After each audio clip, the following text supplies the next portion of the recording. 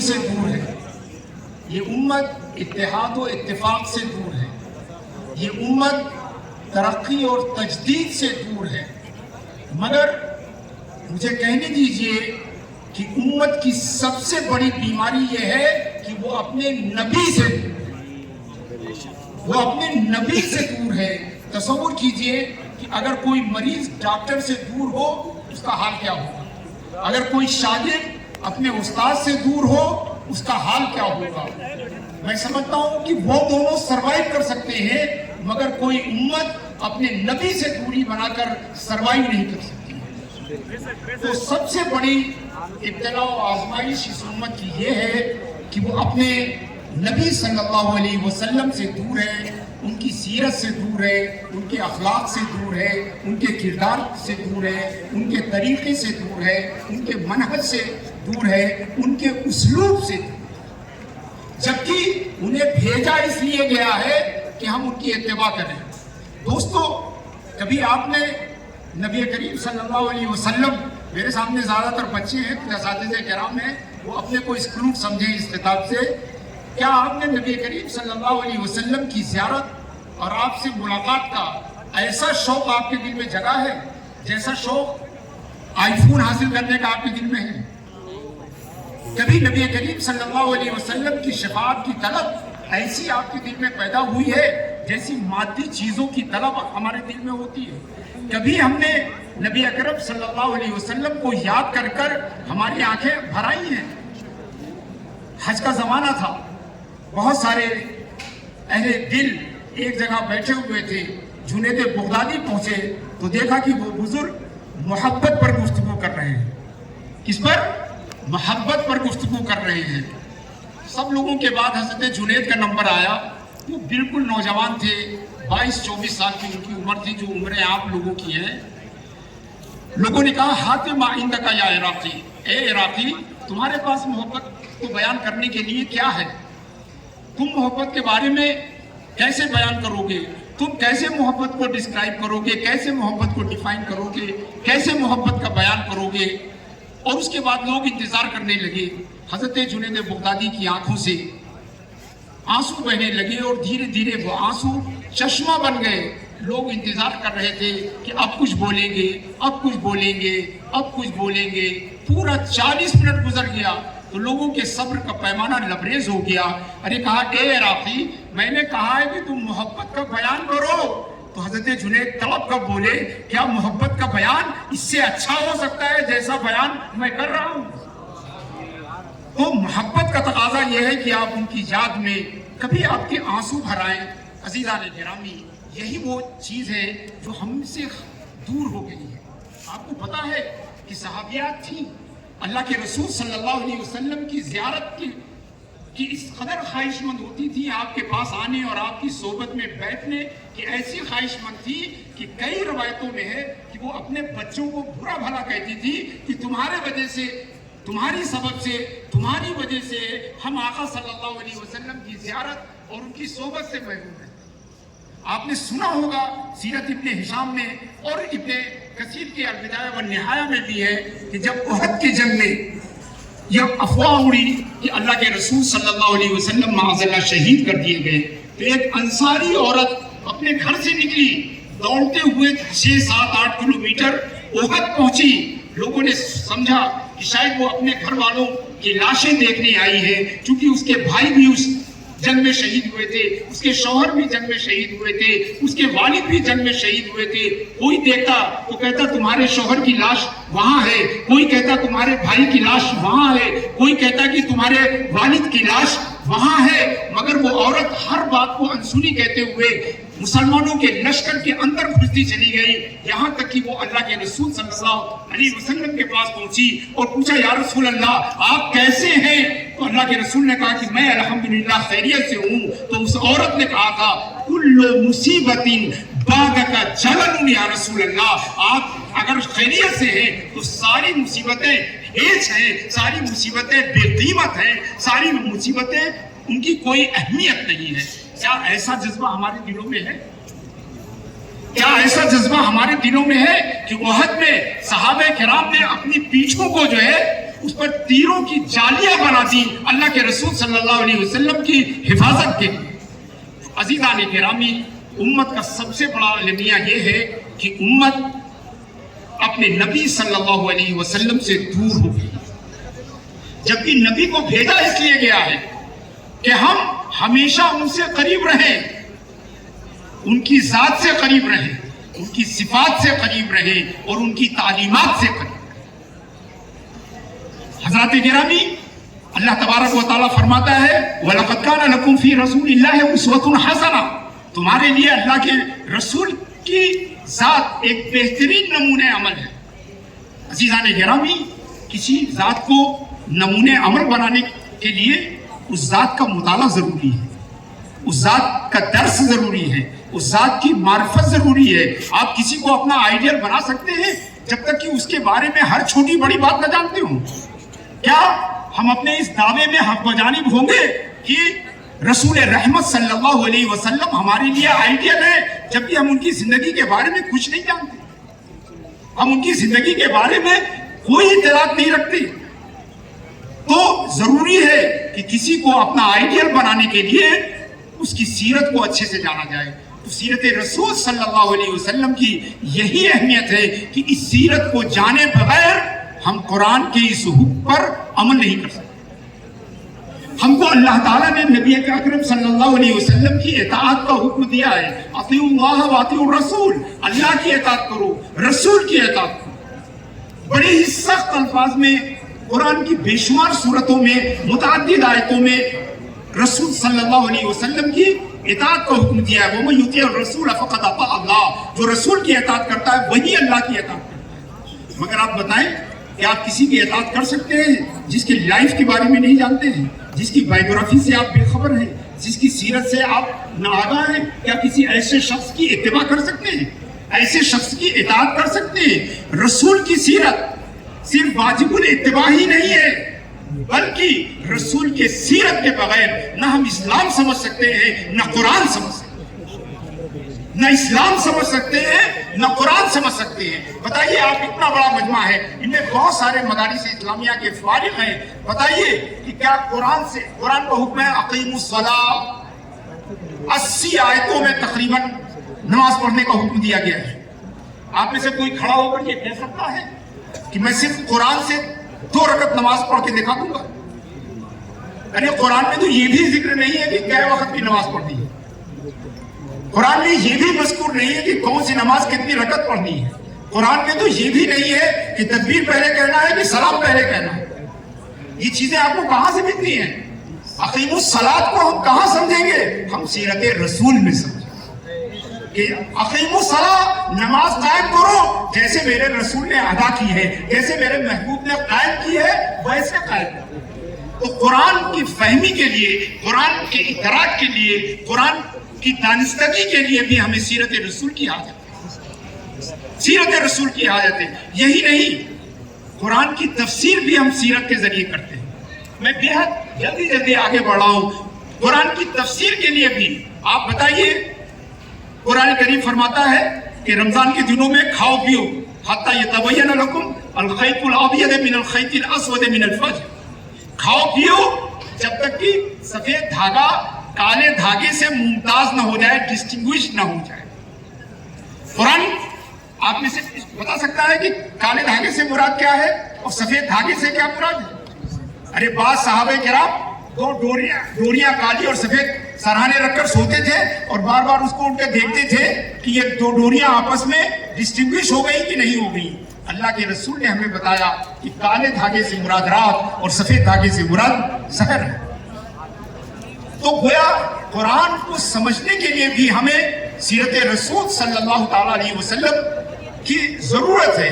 तो अजीज़ान गिरामी, इस सीरत से नावाकिफियत हमें इस्लाम से दूर करती है, इस सीरत से वो हमें अल्लाह से दूर करती है, इस सीरत से जो है तमागही जो है हमारे ईमान को कमजोर करने वाली चीज। लिहाजा अगर आप इस्लाम को समझना चाहते हैं, अगर आप अल्लाह की मार्फत चाहते हैं, अगर आप कुरान का फहम चाहते हैं, तो आप सीरत रसूल सल्लल्लाहु ताला अलैहि वसल्लम से करीब आइए और आप देखें कि जब अल्लाह ने रसूल को मुता बनाया है, मुत्तबा बनाया है, आपकी पैरवी को तमाम मुसलमानों पर फर्ज करार दिया है, तो ये अल्लाह ही ने उनकी सीरत को जमा करने का एहतमाम किया है। हुजूर सल्लल्लाहु अलैहि वसल्लम की सीरत उसी तरह महफूज है जैसे कि कुरान महफूज किया गया, उसकी फहम को महफूज किया गया। चुनांचे आज इस साइंस और टेक्नोलॉजी और आर्टिफिशियल इंटेलिजेंस के जमाने में हम किसी भी कंटेम्परेरी और मासिर इंसान के बारे में इतने डिटेल में नहीं जानते जितने डिटेल में हम रसूल की सीरत जानते हैं, जितने डिटेल में हम रसूल सल्लल्लाहु अलैहि वसल्लम की सीरत जानते हैं। हुजूर कब पैदा हुए, किस दिन पैदा हुए, किस तारीख को पैदा हुए, आपकी विलादत के वक्त कौन कौन था, आपकी विलादत जो है उसकी कैफियत क्या क्या थी, वहां पर लोग कौन कौन मौजूद थे, आपके रिश्तेदार कौन थे, गुलाम कौन थे, बांदी कौन थे, अबू तालिब को किसने इत्तला दी और यहाँ तक कि अबू लहब को किसने इत्तला दी, ये सारे कवायद हम तक किसने पहुंचाए, सहाबे किराम ने पहुंचाए।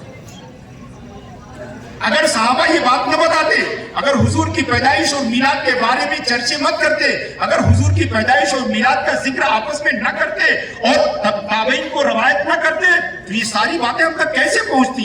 आपकी हिजरत का एक एक लम्हा हमारे पास रिकॉर्ड है, आपके गज़वात, आपकी शमाइल शरीफा, आपके अखलाक तैयबा, ये सब के सब ऐसे हैं दुनिया की किसी भी अजीम इंसान के नहीं। और जब द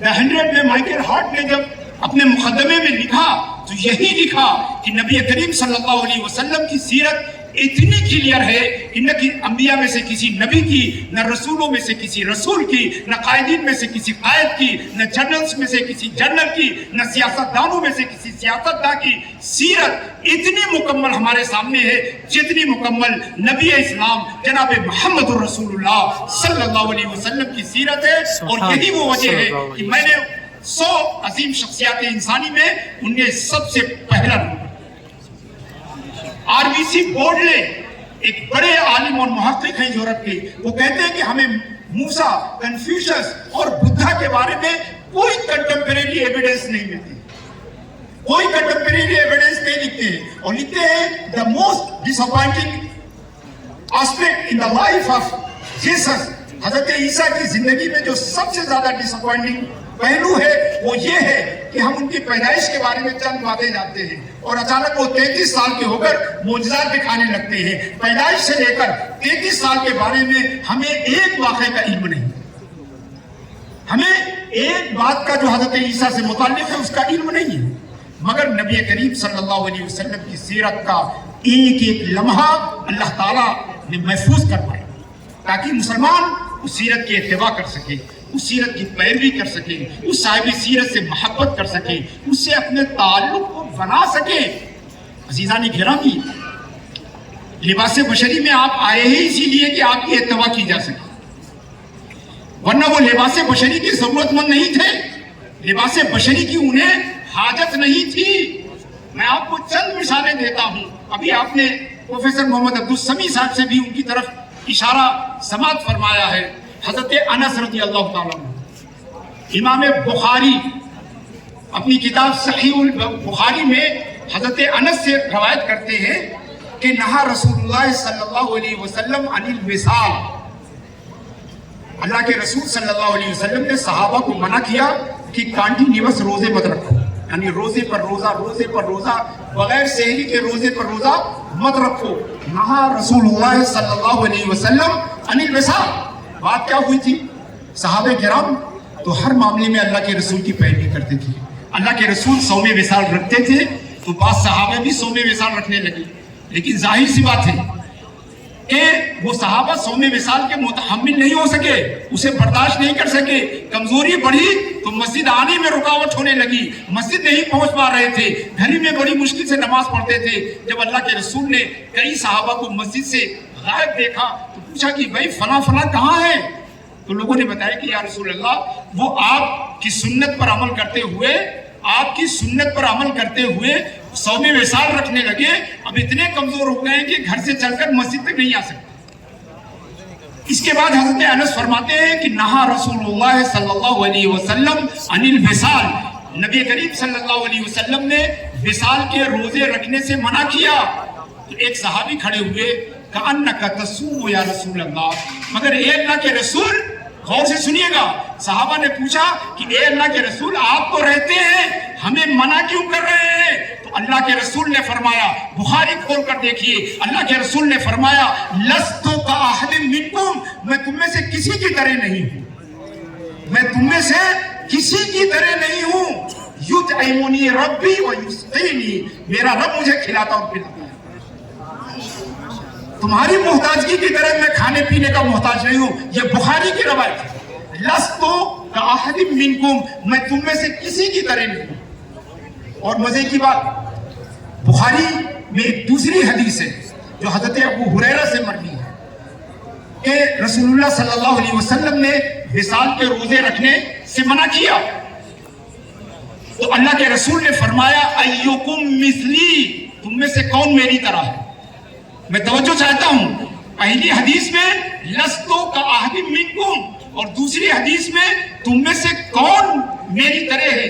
حضرات گرامی، ڈاکٹر عبدالعلیم صاحب سے پوچھئے کہ بخاری شریف کے نام کا جو ہے ایک انٹیگرل پارٹ ہے المختصر، الجامع الصحیح المختصر، جو کئی لاکھ حدیثوں میں سے آپ نے یہ 7-8 ہزار حدیثیں اکٹھا کی ہیں۔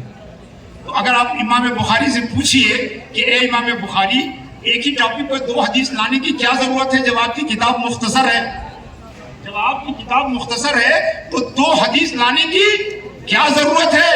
تو امام بخاری جو آپ کو جواب دیں گے، میں ان کی طرف سے نیابت کرتے ہوئے میں جواب دوں گا کہ تم غور سے پڑھو۔ پہلی حدیث کہہ رہی ہے کہ لستو کاحد منکم، میں تمہاری طرح نہیں ہوں۔ شاید کسی کے دماغ میں آ جائے کہ رسول میری طرح نہیں ہے مگر میں رسول کی طرح ہوں، لہذا اس غلط فہمی کو بھی دور کر دیا گیا، نہ میں تمہاری طرح ہوں نہ تم میری۔ سبحان اللہ، اللہم صلی علی سیدنا و مولانا محمد و علی آل سیدنا و مولانا محمد و بارک وسلم۔ امام مسلم اپنی صحیح میں حضرت عبداللہ ابن عمر رضی اللہ تعالیٰ عنہ سے روایت کرتے توجہ چاہوں گا۔ یہ روایتیں محبت رسول کو بڑھانے والی ہیں اور کم سننے کو ملتی ہیں۔ حضرت عبداللہ ابن عمر رضی اللہ تعالیٰ عنہ فرماتے ہیں کہ سمعت ان رسول اللہ صلی اللہ علیہ وسلم قال صلاة الرجل قائدا نصف الصلاة۔ حضرت عبداللہ ابن عمر فرماتے ہیں کہ مجھے حدیث پہنچی، کسی نے بتایا کہ اللہ کے رسول صلی اللہ علیہ وسلم نے فرمایا ہے کہ بیٹھ کر نماز پڑھنے پر آدھا ثواب ہے۔ تو حضرت عبداللہ ابن عمر نے سوچا کہ چل کے اللہ کے رسول سے یہ حدیث سن لیا جائے تاکہ حدیث مرفوع ہو جائے، درمیان کا جو رابطہ ہے وہ دور ہو جائے، ڈائریکٹ رسول سے یہ ان کی حدیث لے لی جائے۔ فدخلت علی رسول اللہ صلی اللہ علیہ وسلم، میں نے اپنی حدیث کو مرفوع اور ڈائریکٹ کرنے کے لیے میں اللہ کے رسول کے پاس گیا، فرائیتہ یصلی قائدا، تو میں نے اللہ کے رسول کو بیٹھ کر نماز پڑھتے ہوئے دیکھا۔ اب میں پریشان ہو گیا، باہر سنا کہ بیٹھ کر نماز پڑھنے کا ثواب آدھا، اور اندر آیا تو اللہ کے رسول خود بیٹھ کر نماز پڑھ رہے تھے۔ تو کہنے لگے کہ میں مارے حیرت کے بغل میں بیٹھ گیا اور اپنے ہاتھ کو اپنے سر پر رکھ لیا، میرے چہرے سے حیرت کے آثار نظر آ رہے تھے۔ تو رسول اللہ صلی اللہ علیہ وسلم نے نماز ختم کی اور پوچھا کہ اے ابن عمر، اتنی حیرت کے عالم میں کیوں بیٹھے ہو؟ تو میں نے اللہ کے رسول سے کہا، یا رسول اللہ، مسجد کے باہر میں نے حدیث سنی کہ بیٹھ کر نماز پڑھنے کا ثواب آدھا ہے، اور جب اندر آیا تو آپ خود ہی بیٹھ کے نماز پڑھ رہے تھے۔ قال اجل ولکن لست کاحد منکم، میں نے یہ کہا ہے مگر میں تمہاری طرح نہیں ہوں، میں نے کہا ہے مگر میں کسی کی طرح نہیں ہوں۔ یہ نہ سمجھو کہ جو میں کہتا ہوں وہ مجھ پر بھی اپلائی ہوتا ہے، ارے یہ سب تمہارے اوپر اپلیکیشن کے لیے کہا جا رہا ہے۔ لست کاحد منکم، میں تم میں سے کسی کی طرح نہیں۔ حضرات گرامی، صحابہ کرام رسول اکرم صلی اللہ علیہ وسلم کو اپنی طرح نہیں سمجھتے۔ اگر حضرت علی اللہ کے رسول کو اپنی طرح سمجھتے تو کبھی بھی شب ہجرت ان کے بستر پر نہ ہوتی۔ آپ بتائیے، آپ میرے کہنے سے ایسا کریں گے؟ نہیں کریں گے، کیونکہ آپ مجھے اپنی طرح سمجھتے ہیں۔ میں آپ کے کہنے سے نہیں کروں گا کیونکہ میں آپ کو اپنی طرح سمجھتا ہوں۔ برکاتی صاحب بے حد ثقہ آدمی ہے، मगर अगर ये मुझसे कहें कि ऐसे खतरनाक सूरत हाल में डॉक्टर रहमान साहब भी उन पर सपोर्ट करें, तो भी मैं इन दो सिखा लोगों की बात भी नहीं मानूंगा और इनके कहने पर अपने को किसी खतरे में नहीं डालूंगा, क्योंकि मैं जानता हूं कि ये बहुत तालीम याफ्ता लोग हैं, मगर मेरी ही तरह हैं। तो अगर सिद्दीक अकबर रज़ी अल्लाह ताला अन्हु रसूल को अपनी तरह समझते तो गारे सौर में उस सुराख पर अपने अंगूठे न लगाते जिसके बारे में खुद उनका ख्याल था कि इसमें कोई मूजी सांप छुपा हुआ बैठा है। और आपने देखा कि हजरत अली ने जो कुछ किया और कामयाब हुए, वो अपने यकीन पर पूरे उतरे, और हजरत सिद्दीक अकबर को सांप ने डसा जरूर, मगर मुस्तफा जाने रहमत के लुआबे दहन से वो सांप का जहर दूर हो गया, क्योंकि वो जानते थे कि मेरे साथ तबीब मुतलक है। अगर सांप के काटने पे उन्हें डाउट नहीं था, मगर वो जानते थे कि अगर सांप की आदत काटना है तो मुस्तफा जाने रहमत की आदत शिफा पहुंचाना है। सुभान अल्लाह। लिहाजा वो ये रिस्क लेने को तैयार हो गए, चूंकि वो उन्हें अपनी तरह नहीं समझते थे। हजरत उकाशा बिन मुहस्सिन रज़ी अल्लाह ताला अन्हु अगर रसूल को अपनी तरह समझते तो रसूल की दी हुई लकड़ी से जिहाद करने की कोशिश न करते। आप जानते हैं कि तारीख की किताबों में है, इनकसर सैफ उकाशा बिन मुहस्सिन, हजरत उकाशा बिन मुहस्सिन की तलवार टूट गई। अल्लाह के रसूल के पास आया, कहा या रसूल अल्लाह तलवार टूट गई। फआता वो जज़ल अल हतब, अल्लाह के रसूल ने उन्हें खजूर की एक टहनी दे दी। वो फरमाया कातिल बिहा, इसके साथ जाके जंग करो। हमने अगर वो अपनी तरह समझते तो कहते या रसूल अल्लाह ये लकड़ी से जंग कैसे हो सकती है? अरे वो लोहे की तलवारें हैं, लोहे के नेज़े हैं, चमकते हुए खंजर है, ये लकड़ी से क्या करूंगा? मगर हजरत उकाशा अल्लाह के रसूल को उनकी रिसालत पर ईमान लाए थे, उनकी नबूवत पर ईमान लाए थे। जानते थे कि जिस रब ने उन्हें भेजा है वो अला कुल्ले शैइन कदीर है, वो हर चीज पर कादिर है। अरे जिसने लोहे में धार रखी है वो लकड़ी में भी धार रख सकता है। चुनांचे आप लेकर चले गए, और जैसे ही आगे बढ़े, किताबों में है तारीखी फन क़लबा ज़ालिका जज़लुल हतब सैफन सारिमन अबयद। थोड़ा आगे बढ़े तो लकड़ी का टुकड़ा जो है चमकती हुई लोहे की तलवार में तब्दील हो। तो अगर हजरत उकाशा उन्हें अपनी तरह समझते, हजरत गिरामी, ये सारी कुव्वत अल्लाह रब्बुल इज्जत की तरफ से थी, ये सारी ताकत अल्लाह रब्बुल इज्जत की तरफ से थी, ये सारी कुदरत अल्लाह रब्बुल इज्जत की तरफ से थी। मैं आखिरी बात कह के रुखसत हो जाऊंगा, ये तो हकीकत गुफ्तगू बहुत तवील हो जाएगी। एक इस्लामिक पार्टी थी 70s, 80s, 90s में इंग्लैंड में, एक इस्लामिक पार्टी थी जिसके चीफ थे दाऊद मूसा पेटकॉक, ये उसके थे। अभी वो 90s में उनका इंतकाल हुआ है। तो डॉक्टर ज़गरुल नज्जार कायरा यूनिवर्सिटी के एक प्रोफेसर और बड़े नामी गिरामी आलिम, वो उनसे मिले लंदन में, तो उन्होंने अपने इस्लाम का किस्सा सुना। मुसलमानों अपने ईमान को ताज़ा करने के लिए, अपनी दीनी हरारत को मज़ीद बढ़ाने के लिए किस्सा सुनिए। तो डॉक्टर ज़गरुल नज्जार ने उनसे पूछा कि भाई आप इस्लाम कैसे लाए, आप तो इस्लाम के बड़े मुखालिफिन में से थे। उन्होंने कहा बिला शुबा मैं इस्लाम की मैंने बड़ी मुखालफत की। एक मरतबा मैंने रिसर्च शुरू किया कि दुनिया का कौन सा दीन सबसे अच्छा है।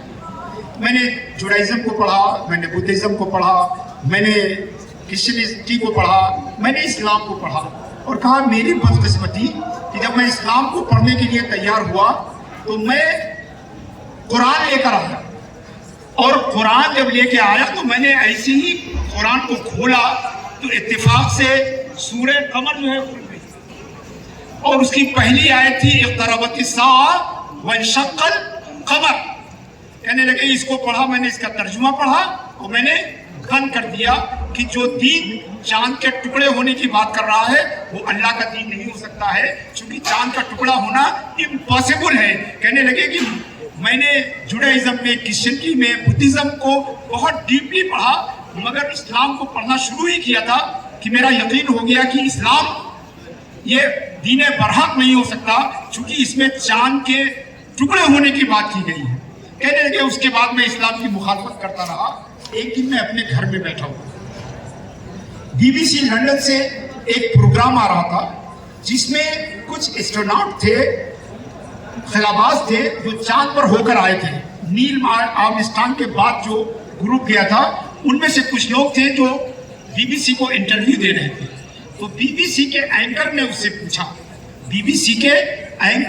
पूछा कि ये बताइए कि आप $1 बिलियन खर्च करके क्या सिर्फ अमेरिका का झंडा गाड़ने के लिए चांद पे गए थे? तो उनमें से एक ने बताया कि नहीं, ऐसा नहीं है, बल्कि हमने वहां जाके बहुत रिसर्च की है। हमने वहाँ के इन्वायरमेंट की, वहाँ के फिजिक्स की, वहाँ की ज़मीन की, वहाँ के आबो हवा पर हम लोगों ने काफ़ी रिसर्च किया है और कई नई बात लेकर आए हैं। उसने एक एक करके नई बातें बताना शुरू की और उसी के दरमियान में उसने कहा कि हमने ऑब्जर्व किया चांद पर जाकर कि चांद पर एक लकीर पड़ी हुई है जो जहाँ तक हम लोग पहुँच सके थे और जहाँ तक उसे हम दूरबीन से देख सके, वो लकीर पूरे चांद को ऐसा लगता है कि चांद कभी 2 टुकड़े हुआ था और बाद में फिर मिल गया।